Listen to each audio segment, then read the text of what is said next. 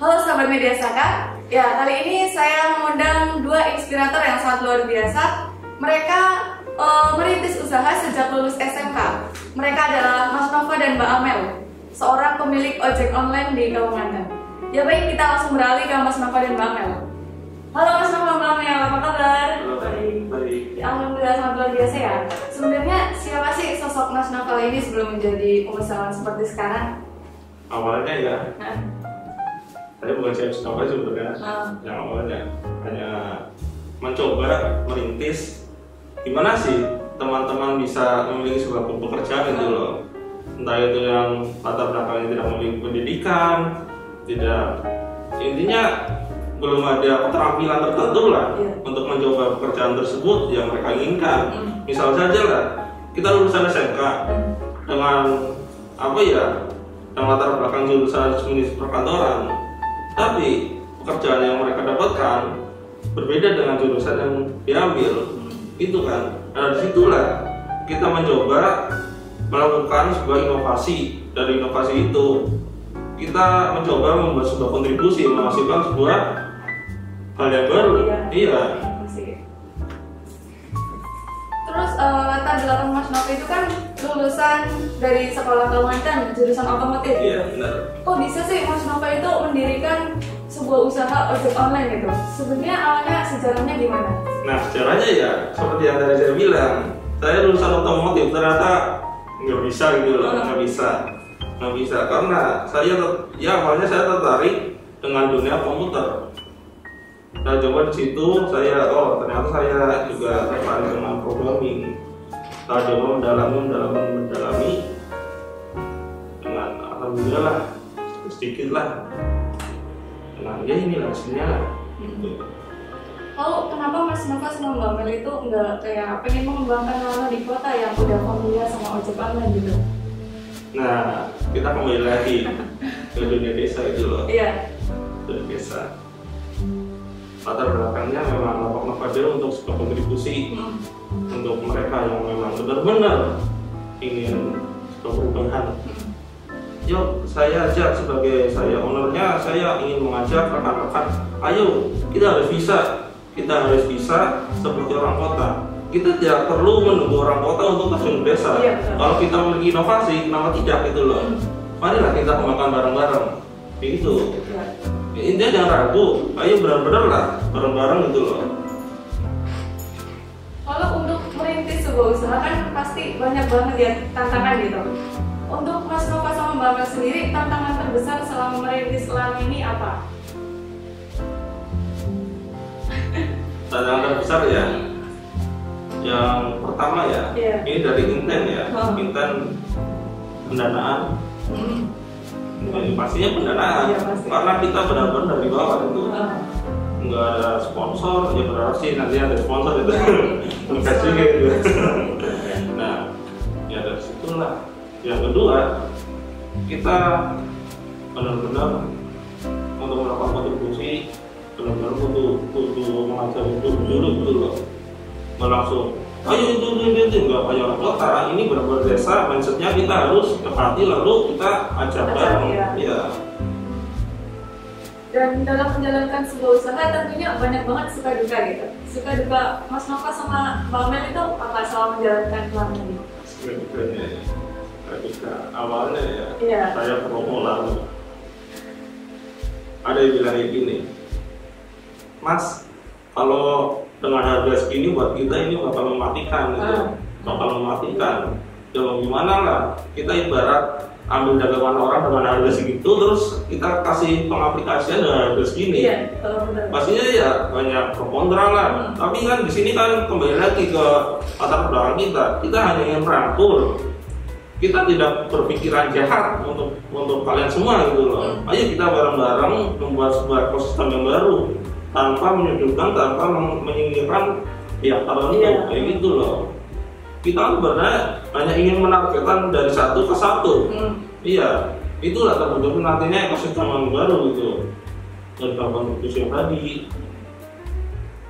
Kalau dari Mbak Amelnya gimana Mbak? Kalau dari saya sendiri suka dukanya itu waktu beberapa orang yang kita tawarkan untuk masuk, ya untuk berkontribusi bersama gitu, ya. Itu pasti ada aja yang nolak. Itu rasanya sedih gitu. Iya, iya Mas. Tapi sekarang udah biasa ya Mbak rasanya. Iya, Kayak penolakan biasa. itu hal biasa gitu. Contoh penolakan yang kayak bikin sempat Mbak Mel ngedown gitu. Ketika saya menghubungi salah satu mitra yang kepengen gitu kita jadiin mitra, tapi ternyata dia nggak ada respon sama sekali, dibantu doang gitu. Terus waktu awal belum dalam bentuk aplikasi ini ya, masih review, kita berdua kan nyebar itu brosur. Oh iya, nyebar brosur, dikasih, mereka nolak. Enggak Mbak, makasih gitu. Terus mereka kira benar-benar itu sejenis apa ya, kayak pengobatan, meminta uang apa pengobatan gitu loh. Jadi enggak gitu. Iya. Lalu iya terus gimana? Ada yang dikasih, udah diterima kan? Ke belakang dibuang. Jadi baca gitu. Enggak, jadi diterima, dilihat doang, dibuang ke belakang tuh. Kan kita melihat ya, itu rasanya tuh gimana ya? Iya, sakit banget. Lalu dalam kesehariannya bagaimana cara Mas Nova dan Mbak Mel menjalankan bisnis malam ini? Ataukah dijalankan secara mandiri atau punya teamwork? Dan siapa aja orang-orang di balik lalu ini gitu? Untuk saat ini kita hanya ya solo player lah, katakanlah solo player itu. Tapi untuk di bagian admin kita memiliki 3. Yang pertama saya sendiri, yang kedua istri, terus yang pertama beliau masih kerja sebenarnya. Tapi kan bagian CMO juga marketing gitu. Mengevaluasi pasar gimana nanti laporannya saya ini harus gini. Nah dari saya nanti proses lempar lagi ini ya ini gitu. Kira-kira kalau oke enggak, oke ya udah kita lanjut gitu. Jadi kayak yang menjalankan itu marketingnya, semua plannya dari Mas Nova sama Mbak. Iya benar. Terus apakah ada polemik antara ojek online dan ojek konvensional gitu? Alhamdulillah benar-benar ada beberapa ya hanya segelintir orang yang menolak. Ibarat dari 100% ya 20%-nya lah, alhamdulillah.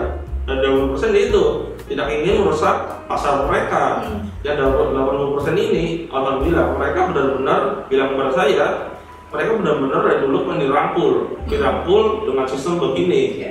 Karena sekarang customer benar-benar mereka udah pintar dalam arti nggak mungkin kan dengan cara segini, dengan harga segini gitu. Jadi pertimbangan gitu. Nah benar. Contoh merusak pasarnya gitu. Merusak pasarnya Pak ya, misal kita Lano memberikan 4 km pertama 10.000. Nah untuk 4 km pertama dalam opang itu kan sampai 20.000 lah katakanlah itu lah. Nah dari situlah mereka bakal berpikiran, ini nggak jadi, benar-benar nggak jadi. Ini bakal merusak pasar kita harus menolak. Ini bukan berarti gimana ya, bukan hanya warga tertentu aja, bukan warga sini aja gitu loh. Mereka yang menolak mungkin ya dojo, memang kayak gitu pemikirannya, itu mindsetnya. Gitu. Lalu aplikasi lain itu kan mirip Gojek gitu ya? Iya. Apa nggak tahu kalau suatu saat Gojek itu masuk ke wilayah Lana gitu? Inovasinya beragam, nggak harus 1-2 gitu Pak. Ya benar kan? Kita harus ya mengembangkan lah dari apa yang udah ada, terus kita apa ya seperti gimana ya mengembangkan, ya namanya mengembangkan bukan berarti harus menciptakan. Nah kita harus membuat sebuah terobosan yang terbaru gitu loh, yang terbaru dari mereka. Jika mereka udah ada A, B, C, kita harus bisa D, E, F gitu loh. Nah kayak gitu, meskipun dalam konsepnya itu benar-benar sama, tapi kita benar-benar ya kayak gitu lah kurang lebihnya.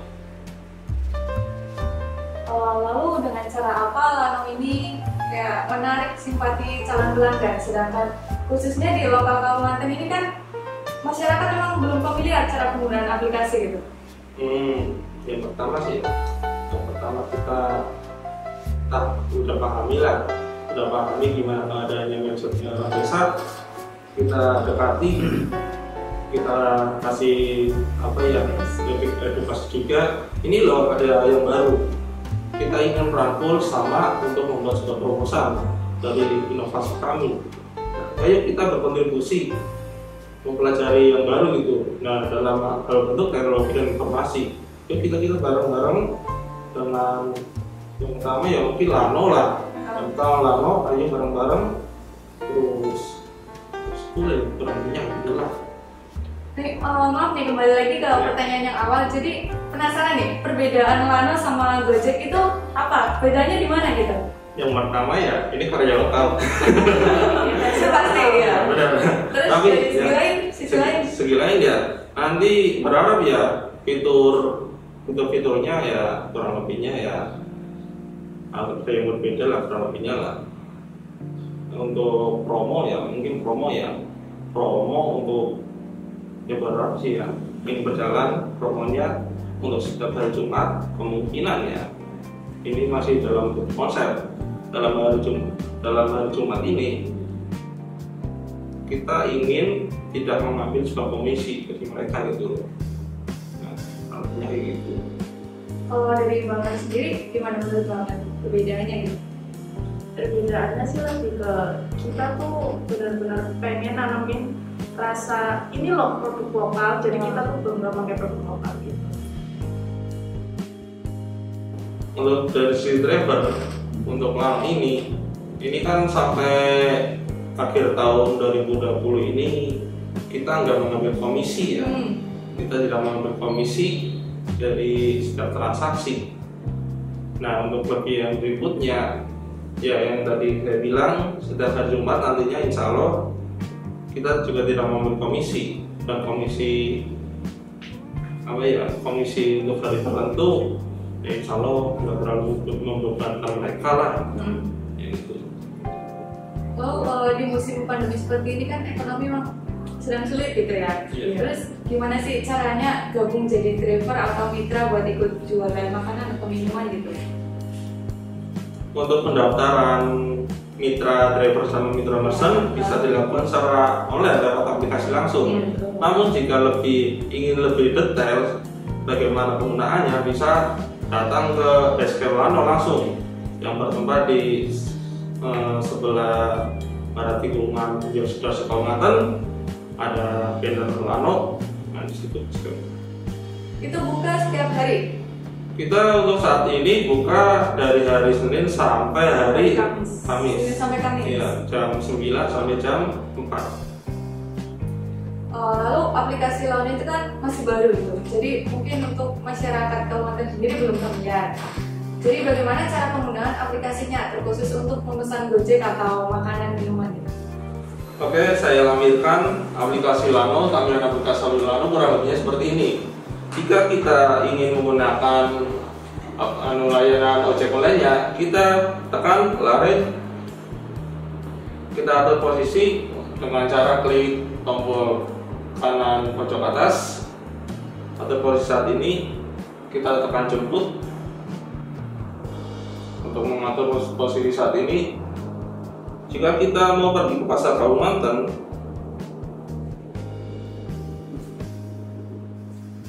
nah, produknya seperti ini. Rincian lokasi, rincian order, waktu tempuh kurang lebih sekitar 9 menit dengan jarak kilometer 2,100 meter. Biaya minimal biaya dasar sebesar 10.000. Jika ada kode promo silahkan masukkan. Ada dua pilihan metode pembayaran, bisa menggunakan saldo, bisa dengan tunai. Jika sudah, kita order. Kurang lebihnya seperti itu. Langsung kita katakan aja. Nah, kurang lebihnya seperti itu. Nah, jika kita ingin mencari makanan sekitar ya dari mitra merchant Lano, kita bisa tekan LoveFood. Situ nanti ada list merchant yang sudah terdaftar.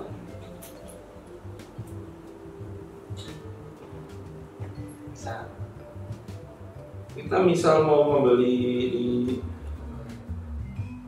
mungkin Sari ya. Oke, siap.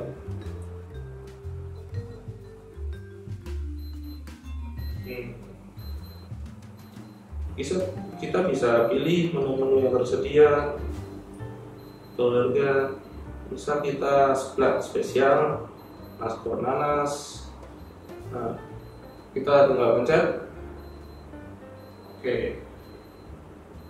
Nah, ini adalah rincian tagihan, rincian order, rincian bayar juga ada kode promo bisa dimasukkan. Dengan dua metode pembayaran, bisa saldo, bisa tunai. Kita cek aja, bisa order.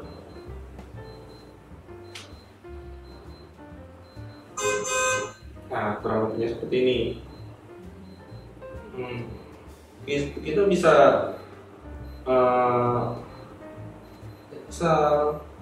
cek untuk mengkonfirmasi ke drivernya itu, bisa langsung menghubungi.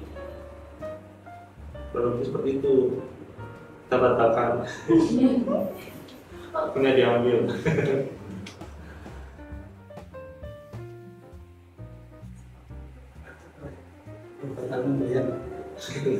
Ya, kurang lebihnya seperti itu.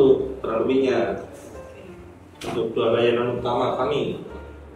Nah, selain dua aplikasi tadi, aplikasi apa lagi yang sering digunakan masyarakat setempat itu?